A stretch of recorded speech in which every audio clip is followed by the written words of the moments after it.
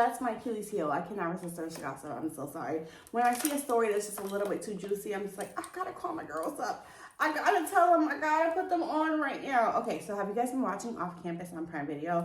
Literally a super hot show about hockey players, and they're like playing hockey, and they're in college, and they all have like 30 pounds of muscle on them, and they all have this beautiful full head of hair that only a 20-something-year-old could have. And like, then you've got like old bitches like me watching it, being like, oh my God, I need to be with him. Like, you don't get it. Like, I get that I'm like almost old enough to be his mom, but like, I need him. Yeah, that's like what the entire point of the show is. And you have these girls who are teenagers, or like they're like 19 or 20, and they've got like $60 bras on. It's like, what is your budget? It's like she can't afford to go to school and she might have to quit, but she can afford a $70 bra. And it's like, you would pay a semester of college off if you sold off some of these bras. I don't get what's happening here. Either way though, I ate up every single second of it. I watched it twice. I loved it so much. And this idea that like college athletes are like good human beings, and they're good, sweet people who care about other people and who treat their girlfriends with like an ounce of respect and treat women like real people and understand consent and like being respectful. It's like, this is a fantasy land. Like, we might as well be watching Dragon Tales. This is all so fake. But like, I loved it. I ate up every second of it. Anyways, I was not the only person. This show became very popular in the United States. Everyone's going crazy. Obviously, everyone's obsessing over every single person on this cast because they're all really beautiful, very attractive people, right? Now, here's the part that gets interesting. All of these people, with the exception of 2 of them, I think, are in long-term committed relationships. And it's like, oh... the minute that it was announced that they, like, you know, they do things where MTV does the real life partners of so-and-so, and when it went off that they're all not only just like dating, but like in serious long-term relationships, I said, uh-oh, it's time to play my favorite game. When will they break up? When will they break up? When will they break up? Sorry, we're gonna play that right now.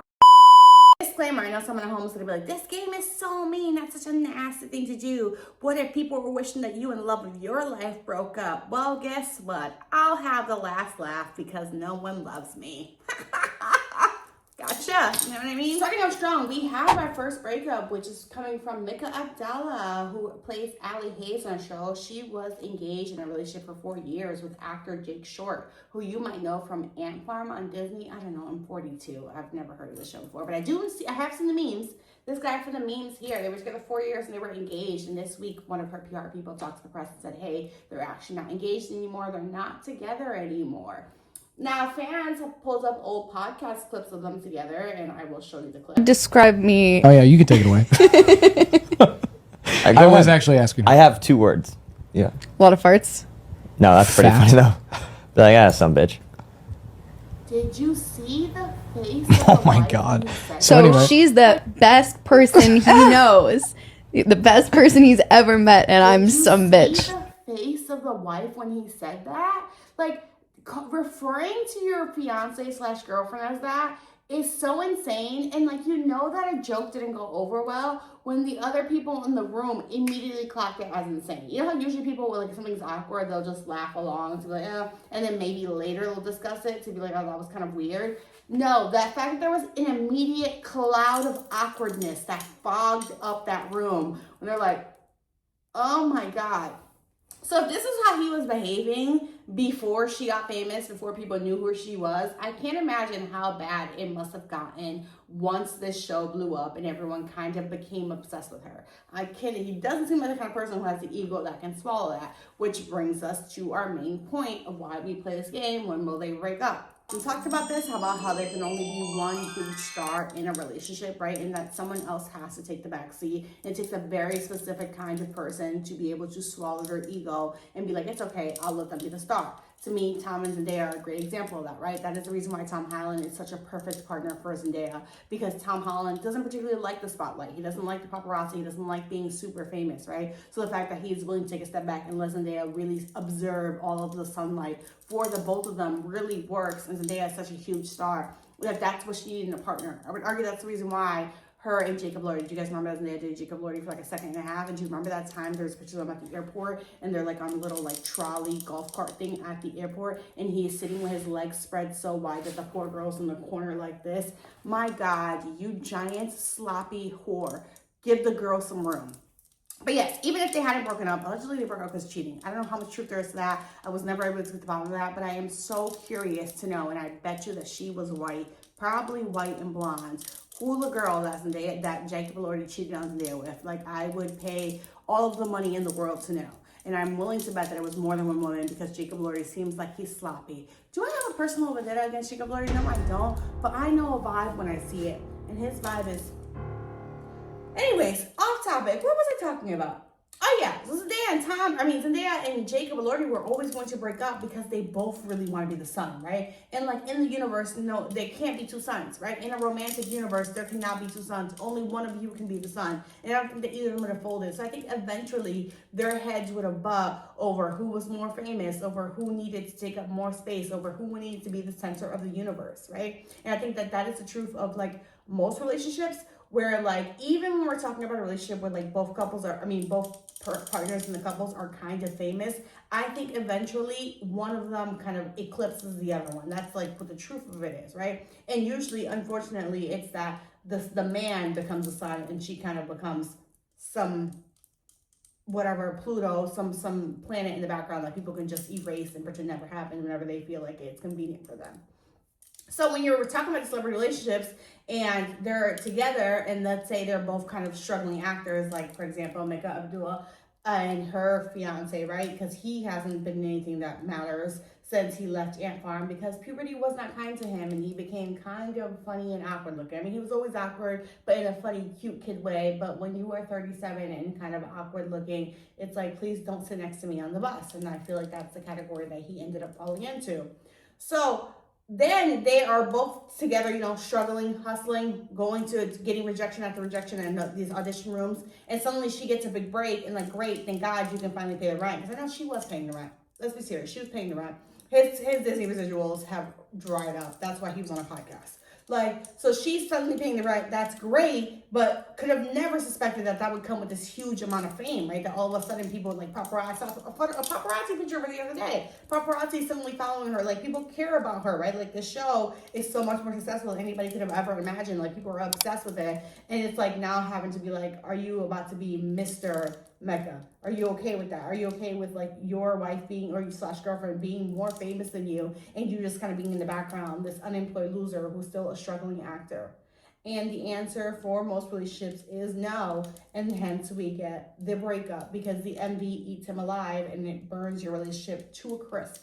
And that is what's going to happen. I would argue, if I had to guess, if I was a numbers person, if I'm talking about probability and statistics, I would argue that is going to happen to minimum 70% of these relationships that we're talking about right now with these people on the show. That before this show comes to its end, to its natural conclusion, most of these people will not be together. I would be shocked if one of these relationships survives all of this. Which brings us to our next couple, which is a little bit personal and close to me simply because I think this man is one of the hottest people I've ever seen on earth. And given the chance, I want him for myself. I'm so sorry, but I still am wishing you guys nothing but the best.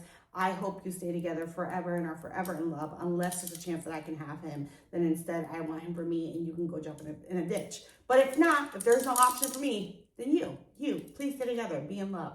Real love matters, and don't let these haters get in between your relationship. Oh my God, you guys are so cute and so sweet together. I love it. I love it so much.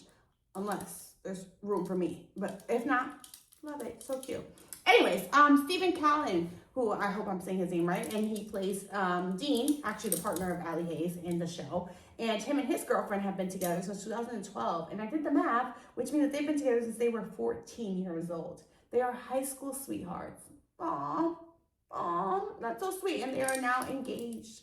High school sweethearts. Oh, that's not going to end well. That's really, really cute. They're going to make me to the altar. That's so cute. Oh my God.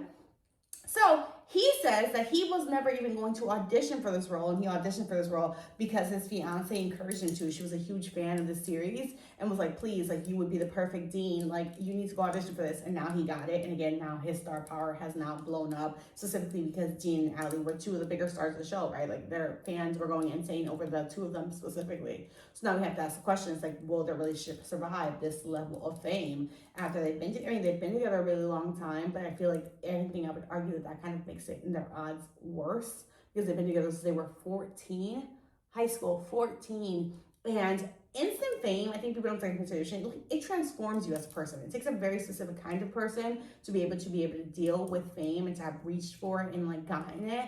And if he wasn't that person before, he will become that person as a way to sustain it. So like, do I see this, like, this relationship surviving this entire series and being able to still stay together after he becomes, again, like, they're in Vancouver right now shooting the show, and they're being stopped by fans to take pictures and stuff like that. And it's like, how quickly as a girlfriend does that get old to you? Does that get tiring to you, you know?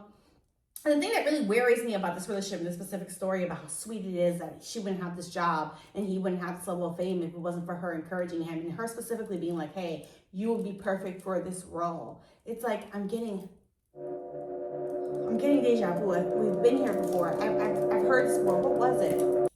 Do you guys remember when Vanessa Hudgens dated Austin Butler? Some of you are too young, you don't remember. Vanessa Hudgens dated Austin Butler for 9 years. Isn't that a long time? 9 years. They broke up in 2020. And at that time, Austin Butler was a loser who could not keep a job. Every single show that he was in getting canceled, right? And Vanessa Hudgens was very much using that High School Musical money to pay for their bills, to keep a roof over his head, right? Like, he spent here for 9 years, his entire career was just being her plus one, standing by her side smiling. And everyone could be like, oh, that was a handsome guy that was in the Carrie Diaries. The Carrie Diaries is the biggest thing he had ever done. Even then, that show got canceled after 2.5 seasons. You understand what I'm saying? Do you understand how loser we're talking? And Vanessa Hudgens still kept her head down, kept going to work. Every single time Netflix called, she did another Netflix movie, another Netflix rom-com. No matter if she didn't want to, she said, I got mouths to feed at home. I have a son at home, in reference to Austin, and she kept working. Then the opportunity for Elvis came up, and Vanessa Hudgens said, oh my God, Austin, I think you'd be great at that. And he's like, no, I wouldn't. And she probably didn't really believe that he'd be great at it, but she just so desperately wanted him to get a job. She was so sick of having sex with a loser. She's like, please, I don't care. You'd be great for this. Make yourself great for this. Please, you need to get a paycheck. Enough is enough. So he goes off and he gets Elvis, and then he gets nominated for an Oscar for Elvis. And during his time on that set in Elvis, that moment that transforms his career and turns him into an A-lister, do you want to know what he does? He cheats on her while he's on set. The woman who paid all his bills the entire time, she cheats on him. And then he goes off and Elvis takes off and becomes this huge thing. Austin Butler suddenly becomes goddamn near a household name. And when he gets asked about the inspiration and how he was able to do Elvis, he says, and he refers to her as, my friend recommended that I should audition for Elvis. My friend, his girlfriend of 9 years, 9 unemployed years, told him to go for Elvis, and the only thing he had to say about her was, my good friend said. So I'm sorry, does this thing with this girlfriend of 14 years who told him to go out and audition for this role, and now he got it, and this role is going to make him super famous, is this sound like Vanessa Hudgens and Austin Butler? It does. It does, and we saw how that ended. So I, in fact, do not, while I'm wishing you nothing but the best, which is me, and since if you can't have me, then, second best, your fiance. Am I wishing you guys the best? Yes, of course. Do I have high hopes for it? Statistics are not looking good on your behalf. Next, we have Belmont Kamali, who played Gary Graham, and he is in a relationship. Him and his girlfriend. He is dating a girl named Raina Wilson. She is apparently a TV writer. Most importantly, she is a sister. And then when he went on an interview and he was asked who his celebrity crush was, he's like, SZA. Oof, okay, you are just like Charlie's brother. You like them with darker features. I'd love to hear it. We love to hear it. But him and his girlfriend have been together allegedly for about a year now, is what people are assuming has been. And she is a TV writer, which means she works behind the scenes. During the off-campus red carpet, a lot of people brought their partners. He, in fact, did not bring his girlfriend, which maybe it's because they've only been dating about a year or so maybe that's why. I don't know. Do I think it bodes well for their future? They've only been together a year, and his career suddenly blew up. He became very famous. And she is a writer, which is amazing and great. But unless she writes the next Oscar screenplay for best screenplay, that's going to win and become the odds that she become famous are, but again, I feel like the dynamic is maybe different when the man is the one who becomes famous and the woman kind of stays behind the scenes. And like as a writer, like dating a famous actor probably won't affect her career that much. So maybe it won't bother her that much. Maybe like, she became a writer and not an actress, even though she's gorgeous. Maybe because she doesn't want to be the camera, she doesn't like attention. So it might be okay. I think out of all the couples, is the couple that I think that makes the most sense to me, like staying together. But still, we've got a long way to go. We've got minimum 4 more seasons to go. So we have that. This one's a 50-50. This one's to me, a better chance of staying together simply for the fact that maybe she isn't a person who ever wanted the fame. That's why she was never in front of the camera. And we'll see. Again, we'll see if his ego can handle the newfound fame, because very few people can, especially not a man's ego. And also, it's taking into consideration, like, all of a sudden you have every woman in America yearning for you. Everyone in America kind of to the thought of you on TV, and like having that available to you. How many men stay faithful? Well, we're gonna assume that Bellman is a good guy and he will stay faithful, but so I would give them maybe 70% chance of staying. 70 is really high. Let's do 65% chance of staying together. We will see. And last but not least, we have Antonio Cipriano. Italiano. I am, yeah. Who plays John Logan? Is that what that character's name is? I don't really know. I wasn't paying that much attention. He was in the background. It's like, I'm here for Dean. I really wasn't even listening to the rest of it. Anyways, he's been dating this girl here whose name is, I lost it. Where are we? Whose name is Justine. And allegedly they have been linked for minimum 4 years now. Fun fact though, he dated Renee Rapp. Isn't that weird? But like, he was the last guy. He's the last guy before Renee Rapp decided I actually will be a lesbian and said, thank you so much. I'm all set to go. Yeah, this is the guy that did it. So anyways, he has another girlfriend though, and they've been dating for allegedly 4 years now. Renee Rapp wrote a song about him, something in the living room, in the kitchen, something about one room in the house. I don't know, maybe she was like a realtor or something. I'm really not sure. And she didn't speak about him very positively, so that is not a good sign for his future relationship. I think he'll be okay at least until his season. Like, I think this relationship is okay until his season comes around, which I think should be season 3. Because it's the whole Bridgerton effect of like when him and whoever is going to play his love interest, they're going to have to do a bunch of press together, and then fans are going to be dissecting every single moment of them together and being like, look at the way they wink each other, look at the way that they smile together, oh my god, look, they left this hotel together, this and the third. And then before you know it, fans will be like, oh my god, they're obviously sleeping together. And like, if you think these people's partners are not on the internet reading these comments and being like, and then zooming in, looking into every picture, you are 100% mistaken. And that plays a part into like why these couples end up breaking up, because fans will be like, look at the way he looks at her, I swear to God, it looks like that. And then someone will like slow it down and then put the music in the background and kind of make an edit. And if I'm scrolling on my TikTok trying to dissociate at the end of the night, trying to have me a good old day with my wine, my Sauvignon Blanc, and all of a sudden I see an edit of my man and some other girl being like, look at the way he looks at her, he's never looked at anybody else like that. When I come home, it will get domestic, and that's a promise. On my Dominican ancestors, I can promise you that it will get violent when I get home. You know what I mean? So that's a whole other thing. There's just like all of these factors that go into this relationship. It's like, number one would be like the ego, right? Like, not everyone has the ego to be a secondary character, to allow their partner to shine and to be in the background. Number two, it's fans. It's fans and being like, oh my God, so-and-so go together so well. Oh my God, so-and-so, they're so romantic, right? And like shipping them with their co-stars, and like that gets insane very quickly. And it's about having like being secure enough in your relationship that you're not gonna like edits and like rumors about them like kicking on set and shit like that get to you. Number three, it's the fans that are throwing panties. Like, there are people who are so disrespectful that in the middle of their video are being like, if you and your wife don't work out, you and your fiance from high school don't work out, please call me up, because the thing about me is that you'd be surprised and shocked if you knew how far apart my legs spread. People say stuff and saying stuff like that. I'm talking to Steven, you know what I'm saying? Like, I'm not talking to him, but I'm saying people would say that about Steven. It's like, if only you knew how flexible I am, you know what I'm saying? And like how available I am if you needed a shoulder crying about your fiance. And like, why would someone say that? That's so disrespectful. It's so rude. It's stuff like that. That's number three. What was number four? I don't remember what number four was, but there's a fourth reason. There sure is. There's a fourth and a fifth reason. Thing is this, it's not looking good. We're rooting for love. We root for love, we want people to stay in relationships, but statistically, is it? So I guess we will be back to this video in, what is it, 5 years, I guess, before the show's over. And we will see who ended up lasting this time, if any of them did. And yeah, wishing them nothing but the best. Steven, call me if your relationship is not as great as it's pretending to be. You feel free to call me, and you can vent to me about it anytime at all. But obviously, wishing you the best and hoping that you guys stay together because we love so much. Okay, bye.